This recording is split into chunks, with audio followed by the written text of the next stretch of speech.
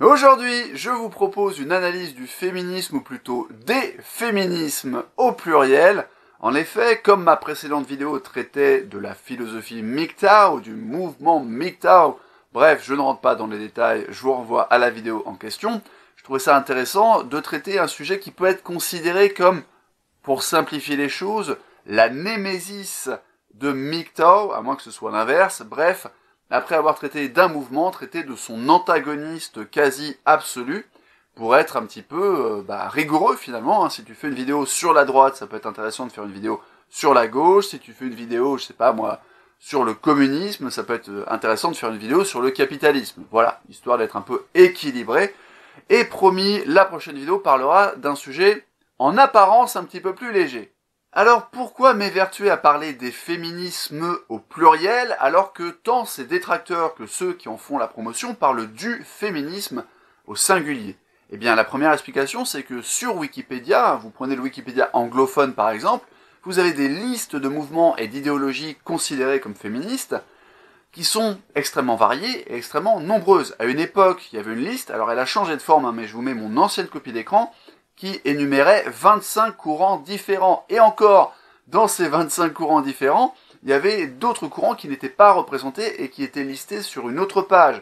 Par exemple, parmi les 25 courants qui s'affichent à l'écran, il n'y avait pas le post-féminisme, qui, lui, était listé parmi les féminismes de droite, right-wing feminism, et qui apparaissait clairement dans cette page-là. Depuis, la liste a apparemment changé de forme, donc rien que sur la partie générale qui n'est pas subdivisés en approches selon les continents, etc. On a plus d'une dizaine de mouvements. Et évidemment, moi, face à cette diversité, j'ai pas envie de tout mettre dans le même sac. Je trouve que ça serait une simplification de la réalité. Mais vous allez me dire, pop, Frédéric, tu chipotes, parce qu'après tout, tout ça, ça reste du féminisme. Donc c'est potentiellement gynocentré, puisque notre société possède une part de gynocentrisme. J'ai expliqué tout ça dans la vidéo consacrée à MGTOW. Donc il y a un gynocentrisme déjà chez les gens qui ne sont pas nécessairement des militants féministes. Par définition, toutes les féministes et tous les féministes ne peuvent qu'être gynocentrés. Alors, je ne dis pas le contraire, et effectivement, on peut adopter une approche face à cette diversité, qui est aussi une forme d'approche méta, consistant à chercher le plus petit dénominateur commun entre tous les mouvements féministes. Donc on peut par exemple aller voir la page Wikipédia francophone consacrée au féminisme, et voir que c'est, je cite, l'ensemble de mouvements et d'idées politiques, philosophiques et sociales qui partagent un but commun, définir, promouvoir, atteindre l'égalité politique, économique, culturelle, personnelle, sociale et juridique entre les femmes et les hommes. Alors c'est intéressant qu'il y ait la précision de définir, c'est-à-dire que ces mouvements féministes cherchent aussi à définir ce que serait une égalité homme-femme, ce qui sous-entend que, là encore, il y a de la place pour une pluralité d'opinions. Cette définition, elle me sert pas à grand chose. Parce que si j'ai eu envie de faire cette vidéo et de concevoir un outil d'analyse, c'est pas tant pour les mouvements officiels, c'est pas tant pour les partis politiques, c'est pas tant pour les grandes pages Wikipédia qui m'expliquent qu'il y a tel courant qui est né en telle époque et en telle année, c'est plutôt pour adresser une situation qui est quotidienne et qui concerne des individus qui ne sont pas forcément encartés dans des partis, tout simplement ce constat que j'ai fait que l'écrasante majorité, et quand je dis l'écrasante majorité, c'est 99% des femmes que j'ai rencontrées dans ma vie, se considéraient comme féministes. Et quand je dis qu'elles se considéraient comme féministes, c'était pas forcément qu'elles se déclaraient féministes, ça c'est effectivement un schéma de comportement que j'observe beaucoup sur un site de rencontre que j'ai utilisé pendant plus de 5 ans et qui s'appelle OkCupid. Alors tu connais peut-être pas ce site, c'est un site qui est natif des États-Unis, dont l'interface est intégralement en anglais, et qui est extrêmement inclusif, puisque c'est un site sur lequel tu peux te présenter comme sapiosexuel, gender fluide, queer, binaire, tout spirit, non binaire, tu peux être en relation libre, tu peux être marié, tu peux même mettre un lien vers le profil de ta partenaire ou ton partenaire principal, etc. Bref, c'est sans doute le site de rencontre le plus progressiste, et en tant que tel, il tend à attirer, en tout cas en France, parce qu'aux États-Unis c'est différent, il est beaucoup plus connu, mais en France où il est minoritaire et un petit peu confidentiel, il tend à attirer beaucoup de personnes qu'on va qualifier pudiquement de préoccupées par les questions de justice sociale. Et en effet, en ce qui concerne la région parisienne, qui est ma région d'utilisation, je constate qu'il y a énormément de profils qui mentionnent très clairement, d'utilisatrices, pardon, qui mentionnent très clairement être féministes sur leur profil. Donc voilà, salut, je m'appelle Sabrina, j'aime beaucoup l'heroic fantasy et je suis féministe. Voilà, t'as des trucs comme ça. Et d'ailleurs, c'est dans les stats officielles, parce que OkCupid aime beaucoup les statistiques. En 2018, il y a eu une augmentation de 64% de l'utilisation de mots politiques sur les profils. D'accord? Alors, faut aussi mettre ça en relation avec la polarisation de la politique états-unienne. Vous savez que la campagne présidentielle qui a vu s'opposer Donald Trump et Hillary Clinton a polarisé énormément les débats et a finalement démultiplié le hooliganisme politique de chacun. Donc c'est un reflet de ça, parce que là, c'est pas les statistiques françaises que je vous donne, c'est les statistiques globales, mais en France, c'est encore plus accentué parce qu'il y a un biais de sélection, puisque le grand public ne connaît pas OkCupid et ça va être des personnes qui sont probablement sensibles au féminisme ou à l'inclusivité ou au polyamour, bref, à tout un tas de thématiques de niche, plutôt classées à gauche qu'à droite, il faut bien le reconnaître, qui vont aller sur ce site. Mais quand je vous disais que l'écrasante majorité des personnes que j'ai rencontrées dans ma vie se définissaient comme féministes, je ne parle pas que de celles qui proclament sur leur profil, entre la poire et le fromage, qu'elles sont féministes et qu'elles ne veulent pas fréquenter un raciste, un misogyne, un transphobe, etc. Ou quelqu'un qui a voté Trump. J'ai vu ça des fois sur les profils. Je ne veux pas rencontrer quelqu'un qui a voté pour Donald Trump. Je vous parle aussi de personnes qui ne mettent pas ça en avant quand elles arrivent dans une soirée. « Salut, je m'appelle Jaline, je suis culturiste, voilà, j'aime beaucoup le sport et je suis féministe. » Je parle pas de ça. Je parle de personnes qui ne mettent pas du tout ça en avant, mais lorsque le sujet arrive sur la table, eh bien, si tu leur poses la question, elles vont te dire « Bah oui, je suis féministe. » Mais si tu veux, moi, en tant qu'homme, ça ne me satisfait pas. Je te donne un exemple très simple, c'est que, imaginons qu'on s'entende pour dire que toutes les féministes et toutes les subtilités, toutes les sensibilités féministes sont d'accord pour promouvoir les droits de la femme. Ça ne nous dit pas ce que chacun de ces mouvements a comme projet de société pour les hommes. Je prends un exemple très simple, la féministe de droite Christina Hoff Sommers dit, elle parle du sacrifice des hommes. Elle dit, en citant, vous savez, les chiffres, par exemple, du suicide des hommes se suicident plus que les femmes, des métiers à risque et des accidents du travail, les hommes font plus de métiers à risque. Elle dit, les hommes se sacrifient quotidiennement pour les femmes et nous devrions leur être reconnaissants. Cette personne se présente comme une féministe. Bon, moi j'aime pas le mot sacrifice, c'est pas un truc qui me parle, mais je constate qu'elle l'emploie. Autre exemple de féministe qui va être un petit peu iconoclaste, Camille Paglia, qui a écrit un ouvrage de plus de 700 pages consacré à la représentation des genres dans l'histoire de l'art, un ouvrage qui a été salué par la critique et même par le très progressiste New York Times. Camille Paglia a une interview qui circule pas mal sur YouTube où elle discute avec Jordan Peterson et où elle dit, à propos de la crispation sur les campus états-uniens, elle dit « Les femmes devraient être reconnaissantes aux hommes de ne pas être violés parce qu'ils ont la supériorité physique. » Ces propos n'engagent qu'elle, d'accord, je suis pas là pour prendre parti, mais t'imagines bien que c'est pas tout à fait le même son de cloche chez Paglia et chez Hoff Sommers que chez Rokhaya Diallo ou Marlène Schiappa. Alors tu peux toujours me faire le coup du faux écossais en me disant que Schiappa c'est pas une vraie féministe, ou au contraire que Hoff Sommers c'est pas une vraie féministe. Mais là encore, ton système de faux écossais et de vrais écossais, il fonctionne par rapport à ce plus petit dénominateur commun. Moi je m'en fous qu'elles soient des vraies ou des fausses féministes, je constate qu'elles se réclament d'un intérêt pour la condition de la femme, mais que leur regard sur la condition masculine n'est pas du tout le même. Et que du coup, moi, en tant que citoyen français, et plus globalement en tant qu'individu qui circule à la surface de la Terre, je peux être concerné par les projets de société que nourrissent à mon encontre des gens qui sont aussi opposés sur la question que Paglia, Hoff Sommers ou Rokhaya Diallo et Marlène Schiappa. Donc, plutôt que de rechercher le plus petit dénominateur commun, qui effectivement est peut-être la condition de la femme, un intérêt porté aux droits des femmes, ou voilà, je ne sais quelle formulation très très vague et très englobante, moi, je vous propose un magnifique tableau dont je suis extrêmement fier, tableau qui comporte 2 colonnes, qui sont elles-mêmes divisées en 2 lignes, parce que on va avoir au niveau des colonnes et des en-têtes le titre de la colonne de gauche qui est tout simplement légalisme, le titre de la colonne de droite qui est non-légalisme, et vous verrez plus tard pourquoi je ne parle pas d'illégalisme ou de désobéissance civique, voilà, je parle simplement de non-légalisme, et au niveau des lignes et de leurs entêtes, la ligne du haut s'appelle égalitarisme, et celle du dessous est intitulée non-égalitarisme. Alors, peut-être qu'on pourrait appeler ça inégalitarisme, si ça vous simplifie la vie. Voilà, allez, c'est cadeau, on va appeler ça inégalitarisme. Alors, pour comprendre comment ça marche, je vous propose de prendre l'exemple des suffragettes. Vous savez, ce mouvement qui est apparu en Angleterre autour de 1903, au début du XXe siècle, et qui militait pour le droit de vote des femmes, parce qu'à l'époque, elles n'avaient pas le droit de vote. A priori, où classer ce mouvement ? Ben, c'est très simple, elles réclamaient une modification de la loi. Quand tu veux le droit de vote, ça implique qu'il y ait une loi qui soit votée, ou une loi qui soit abrogée, au contraire, s'il y avait un truc qui explicitait que tu n'avais pas ce droit. Donc c'est une approche qui est très clairement légaliste. De prime abord, on peut considérer que c'est une forme d'égalitarisme. Les suffragettes voulaient acquérir un droit que les hommes avaient déjà pour se trouver à un niveau égal de droit devant la loi.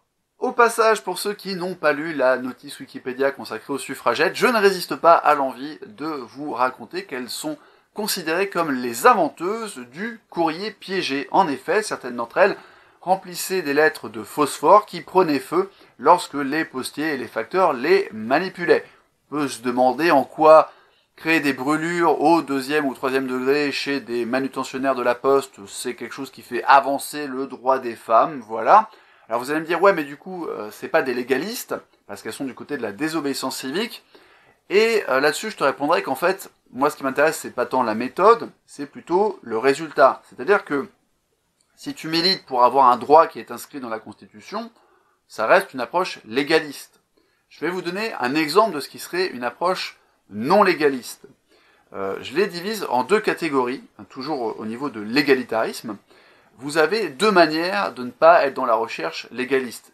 Effectivement, il y a l'approche révolutionnaire, et il s'avère qu'une partie des suffragettes était marxiste, ce qui a donné lieu à une forme de scission, notamment lors de la Première Guerre mondiale, puisque la majorité des suffragettes, qui certes militaient pour une modification du droit, étaient quand même pas des révolutionnaires farouches et à céder à une sorte d'union sacrée. Voilà, l'Angleterre est en guerre, bah voilà, on soutient l'effort de guerre. On nous explique d'ailleurs toujours sur Wikipédia que elle distribuait des fleurs aux hommes en âge d'aller au front qui n'étaient pas au front pour se moquer de leur lâcheté.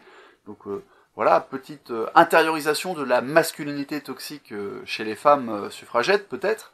Mais une autre partie des suffragettes était marxiste et elle ne soutenait pas l'effort de guerre. Donc on peut effectivement considérer qu'une partie des suffragettes espérait une révolution. Alors, même si une révolution, ça peut sous-entendre qu'une fois qu'il y a eu la révolte, le changement de régime, on fait des nouvelles lois, c'est quand même quelque chose qui présuppose que avant de simplement abroger des lois ou d'en éditer quelques nouvelles, on va complètement abattre le système, on va complètement abattre la Constitution, etc.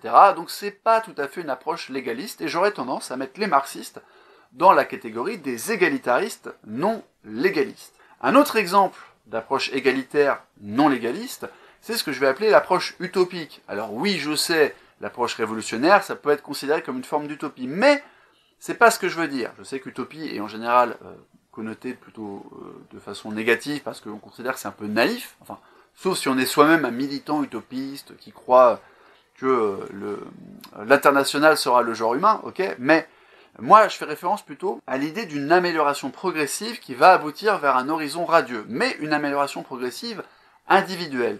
Par exemple, tu as des gens qui ne veulent pas du tout qu'on vote aujourd'hui en France, dans les années 2010 et en approchant des années 2020, qu'on vote des lois obligeant les hommes à faire la parité des tâches ménagères dans un couple hétéro, mais qui veulent simplement que les hommes prennent conscience de la charge mentale, et je ne dis pas que je valide ce genre d'approche, mais tu peux avoir des personnes qui se disent féministes et qui disent, voilà, j'ai expliqué à mon compagnon qu'il y avait une inégalité de tâches ménagères entre les hommes et les femmes, je lui ai parlé de la double journée, de la charge mentale, et j'espère qu'il va s'améliorer. Ça ne passe pas par une loi. Donc, c'est une forme de féminisme qui passe par une approche certes égalitaire, mais pas du tout légaliste. L'un n'exclut pas l'autre. Tu peux avoir une personne qui veut faire de l'éducation au niveau de la vie privée, mais qui veut des lois qui garantissent le droit de vote, etc. Toute forme d'égalité juridique pour les hommes et les femmes. D'accord ? L'un n'exclut pas l'autre. Tu peux prendre toute une ligne, tu peux rentrer dans une catégorie qui prend toute une ligne, et avoir une partie de ton comportement qui est légaliste et une autre qui n'est pas légaliste.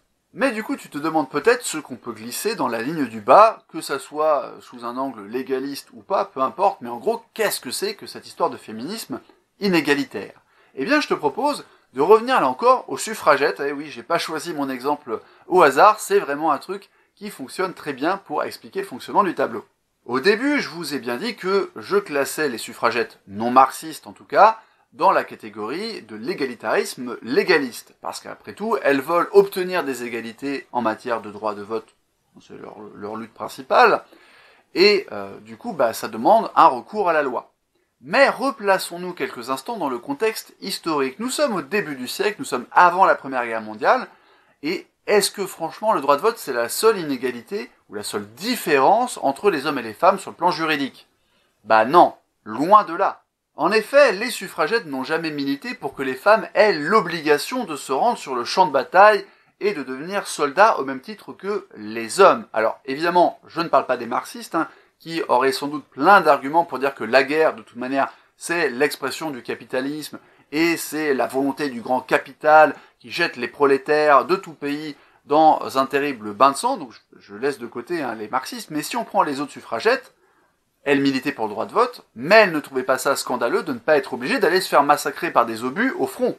Donc en fait, les suffragettes, il ne faut pas les laisser dans la case située en haut à gauche du légalisme égalitaire, mais il faut descendre les suffragettes dans la case du bas, parce que oui, elles invoquaient une modification de la loi, mais le résultat qu'elles voulaient obtenir n'était pas une égalité totale juridique entre les hommes et les femmes, c'était finalement une forme de privilège féminin consistant à avoir le droit de vote comme les hommes, mais pas l'obligation de se faire charcuter, massacrer et traumatiser par l'obusite sur les plaines françaises.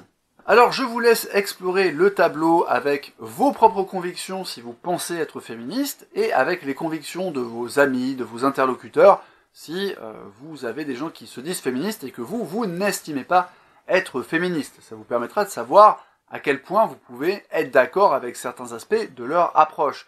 Mais évidemment, quand je dis ça, je suis obligé de répéter ce que j'ai dit un peu plus tôt, à savoir que l'aspect purement juridique, le féminisme qui militait pour une égalité des hommes et des femmes devant la loi, il a obtenu ce qu'il voulait. Donc par définition, il n'a plus de raison d'être. C'est comme une ONG qui prétendrait lutter contre la faim dans le monde. Le jour où il n'y a plus de faim dans le monde, l'ONG, elle doit avoir la cohérence de dire « on a accompli notre mission », nous fermons l'association, nous rendons les statuts, nous démissionnons, voilà, c'est fini, on va lutter contre autre chose, je sais pas moi, la maladie, etc. Mais cette lutte-là, elle est terminée, on débouche le champagne, et c'est génial. Aujourd'hui en France, ça fait, en 2019, 47 ans que les femmes et les hommes ont une égalité juridique devant la loi. Et je dis ça pour faire court, parce que je passe le fait qu'en 72, les hommes étaient toujours obligés de faire leur service militaire, et pas les femmes. Alors pourquoi autant de femmes se réclament encore du féminisme alors que le combat juridique il a été gagné? Eh bien, le premier élément, c'est l'inégalité de résultat. Parce qu'en effet, on pourra toujours faire remarquer que la loi n'est pas appliquée. Il y a des lois qui garantissent l'égalité homme-femme, mais par exemple, en ce qui concerne le harcèlement de rue, les femmes sont bien plus victimes de harcèlement de rue que les hommes. De harcèlement à connotation sexuelle, j'entends. Je parle pas des agressions pures et simples. Auquel cas, là, on est quand même sur quelque chose de beaucoup plus égalitaire. Mais le problème de cet argument, et je comprends qu'en tant que femme, par exemple, tu as envie de te focaliser sur ce type de combat-là, d'accord? Le problème, c'est que quand tu fais ça, en fait, tu fais du communautarisme, et je dirais même plus, tu fais du lobbying communautaire, et c'est valable aussi pour toute la ligne du bas du tableau, c'est-à-dire pour tous les féminismes qui ne sont pas égalitaires, et qui demandent soit des privilèges pour les femmes, soit carrément une forme de suprématie politique féminine. Bah oui, parce que je rappelle qu'il n'a jamais été légal à ma connaissance sous la Ve République de harceler sexuellement quelqu'un dans l'espace public. Et donc, quand tu me dis les femmes sont victimes de harcèlement, et c'est un fait, je rappelle pour ceux qui ne sont pas familiers de mon travail qu'il y a un témoignage sur le harcèlement de rue écrit par une de mes amies sur mon site, donc allez le lire, vous allez voir, c'est assez terrifiant, ok? Mais ça revient à dire que la loi n'est pas appliquée en matière de harcèlement de rue. Le problème, c'est que la loi, elle n'est pas appliquée dans plein de domaines. La loi n'empêche pas les délits et les crimes. Elle donne les outils législatifs pour les condamner. Mais la loi n'a jamais fait disparaître les cambriolages de France. Elle n'a jamais fait disparaître les viols. elle n'a jamais fait disparaître la conduite en état d'ébriété et les mecs qui roulent sans permis. Donc en fait, en te focalisant sur les aspects de la loi qui ne sont pas appliqués ou qui n'arrivent pas à être appliqués suffisamment et ce qui fait souffrir les femmes, bah tu fais du lobbying communautaire. Parce que, prenons l'exemple des refus de plainte. Vous savez, c'est un truc qui est très très souvent mis en avant par les gens qui parlent de culture du viol. Alors, moi je veux bien qu'il y ait des refus de plainte qui soient opposés aux gens qui essayent d'aller porter plainte pour viol ou pour violence sexuelle ou même pour violence tout court, physique, conjugale, dans les commissariats et dans les gendarmeries de France. C'est indéniable. Le problème, c'est que je vous mets 2 sources dans la description. D'abord un article qui date d'il y a quelques années et qui explique que les policiers refusaient systématiquement de prendre les plaintes pour les fraudes sur Internet. Alors je pense que ça a changé depuis, mais c'est intéressant de le faire remarquer. Et de façon un petit peu plus officielle, je vous mets les affirmations du défenseur des droits, d'accord? Donc là on est sur un truc qui est tout à fait institutionnel. Le défenseur de droit qui a identifié plusieurs situations à risque, 4 pour être précise, qui sont favorables entre guillemets à ce que les policiers et les gendarmes refusent de prendre votre plainte. La première situation, c'est les violences conjugales et les contextes de séparation des conjoints. La deuxième situation particulièrement à risque, c'est les conflits de voisinage ou les litiges privés. C'est intéressant, effectivement.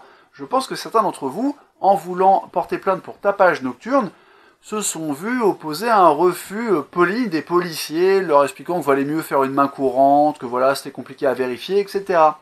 Troisième situation, les plaintes à l'encontre des forces de l'ordre. Bon, ça paraît assez tautologique, mais effectivement, c'est parfois compliqué d'aller dans un commissariat pour porter plainte contre un policier. Et enfin, les plaintes de personnes en situation irrégulière. Toujours est-il que dans la mesure où il y a plein de cas différents dans lesquels la loi n'est pas appliquée ou elle est mal appliquée, le fait de focaliser sur les cas où c'est des femmes qui subissent la non-application de la loi, bah ça fait de toi un militant ou une militante communautaire. Tu fais du lobbying pour les femmes, ok?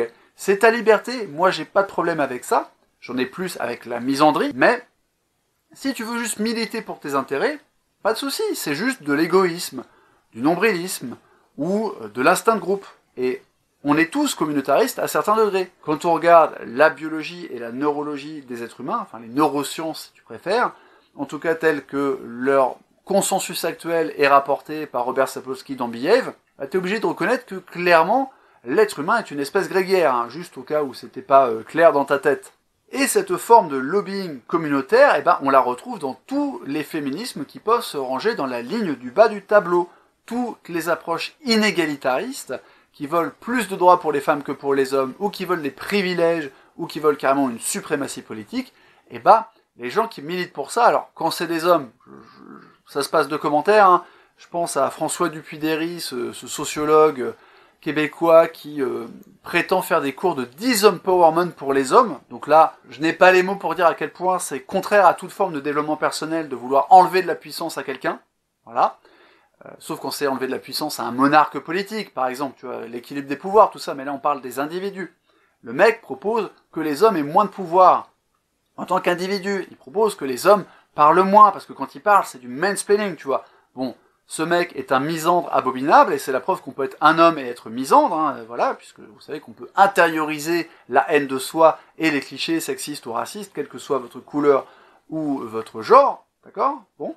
Mais si on met de côté les hommes qui sont dans cette haine et dans cette misandrie, et si on se concentre sur les femmes qui ont cette approche inégalitariste des relations hommes-femmes, bah là encore, c'est du lobbying, c'est du nombrilisme, c'est du narcissisme.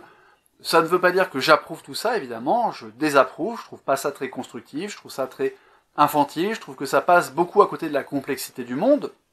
D'ailleurs, tu pourras faire ce test, ce sera le mot de la fin. Quand tu tomberas sur quelqu'un qui te dira « je suis féministe ». Ah bon? Qu'est-ce que ça veut dire? Ah, bah c'est l'égalité homme-femme. Ah, donc tu es pour la parité? Oui, je suis pour la parité. D'accord, donc tu penses que il y a trop de magistrats de sexe féminin. Quoi? Mais non, je t'ai dit que j'étais pour la parité. Ah, oui, mais tu parles de parité, donc ça veut dire que tu veux du 50-50 dans tous les domaines de pouvoir. Oui, oui, c'est ça la parité. D'accord, donc tu veux qu'il y ait moins de femmes qui sortent de l'école de la magistrature. Ah, mais non, pourquoi tu dis ça? Les femmes sont dominées, c'est l'oppression systémique. Et là, vous pourrez sortir les chiffres officiels de l'école de la magistrature, chiffres qui montrent, en remontant jusqu'à 1984, donc là encore on est sur presque 40 années d'histoire, que depuis 1984, la proportion de femmes diplômées à l'école de la magistrature a toujours été supérieure à la proportion d'hommes. D'accord ? La fourchette la plus basse, c'est 54%, mais c'est bien plus souvent 60, 70%, ça monte même certaines années à 80%. Vous avez les chiffres qui s'affichent devant vous. Donc très clairement, quelqu'un qui est pour la parité, quelqu'un qui t'explique qu'il y a une oppression systémique, tu peux lui demander si pour elle, les magistrats qui sortent de cette école, dont je rappelle que ce sont des procureurs et des juges, donc c'est dur de faire plus institutionnel qu'un procureur ou qu'un juge, alors il se passera plusieurs choses face à cette proposition. Peut-être que la personne t'insultera. Moi, ça m'est arrivé, j'ai essayé de discuter avec une personne qui se prétendait féministe et qui disait le féminisme c'est l'égalité homme-femme. Donc je lui ai dit, bah ok, moi aussi je suis pour l'égalité juridique entre les hommes et les femmes, mais du coup, pourquoi ne pas appeler ça humanisme, hominisme ou philanthropie, hein, c'est ce que je vous ai dit en début de vidéo. Elle m'a gratifié d'un doigt d'honneur. Alors, c'est intéressant parce que je pense que si moi j'insultais des femmes sur les sites de rencontres, on dirait que c'est là l'expression de l'oppression systémique et de la masculinité toxique. Bon, voilà, mais elle apparemment ça la dérange pas de répondre à des arguments par des insultes. Ça en dit long sur, je sais pas moi, son intériorisation du patriarcat et de la masculinité toxique. L'autre issue possible, c'est que l'interlocutrice sera désarmée par vos arguments et que vous mesurerez son ignorance de la situation. Parce qu'en fait, toutes ces personnes qui se réclament féministes aujourd'hui, soit elles sont dans l'ignorance de la complexité du monde, ou alors elles te disent oui, les hommes souffrent, mais c'est le patriarcat, ce qui est complètement faux, ou alors elles en ont rien à foutre de la souffrance des hommes, et en fait, ce sont juste des misandres qui font du lobbying communautaire. Moralité, je ne suis pas féministe parce que la seule forme de féminisme auquel je pouvais me connecter, c'est celui qui a déjà gagné son combat en 1972 et qui par définition n'a plus lieu d'être. Merci d'avoir regardé cette vidéo jusqu'au bout. Je confesse que j'ai eu beaucoup de mal à la tourner. J'ai à peu près 3 heures de rush à l'heure où je suis en train d'enregistrer ces paroles de conclusion. Je suis très fatigué, j'en ai ras-le-bol. Donc j'espère au montage avoir réussi à faire quelque chose de potable et d'à peu près structuré et concis le plus possible que ce soit. J'ai eu beaucoup de mal à conclure, peut-être parce que je voulais limiter la violence de ma conclusion. C'est pour ça en fait que j'ai retourné intégralement la vidéo. J'avais une première version qui était très bien, très énergique, mais ma conclusion était un peu trop lapidaire et je me suis dit que c'était pas constructif d'être trop dans le propos clivant, même si mon propos reste clairement critique par rapport au féminisme actuel. Mais voilà, j'ai essayé d'être le plus constructif. Voilà, franchement, hein, t'as compris, j'arrive plus à parler. Donc, un pouce en l'air ou un pouce en bas pour exprimer ton ressenti par rapport à la vidéo, ça me fera plaisir. Les commentaires courtois et argumentés me font encore plus plaisir. En plus, c'est bon pour le référencement. Après, c'est pas avec une vidéo sur le féminisme que je vais faire 500 000 vues, mais c'est pas important, c'était juste pour avoir le symétrique par rapport à MGTOW et pouvoir passer à autre chose. Je vous l'ai dit, la prochaine vidéo parlera d'un sujet un peu plus léger en apparence, on parlera de pop culture, on parlera d'une œuvre de pop culture en particulier. À vous de deviner laquelle, vous pouvez mettre vos spéculations dans les commentaires si ça vous fait plaisir, vous pouvez partager la vidéo, c'est bon pour le référencement, partagez-la plutôt avec des gens qui sont ouverts d'esprit, qui sont prêts à entendre des critiques, à réfléchir, à faire bouger leur propre ligne, parce que si vous partagez ça avec des fans de Roca Diallo, ça va probablement mal finir et ça sera du backfire effect, ça servira absolument à rien. Vous pouvez aussi vous inscrire à la newsletter, voilà, je le mentionne, je ne parle pas de politique dans la newsletter, je parle de psychologie, de biologie, de créativité et d'entrepreneuriat à peu près une fois par mois. Prenez soin de vous, prenez soin du monde, ça peut servir.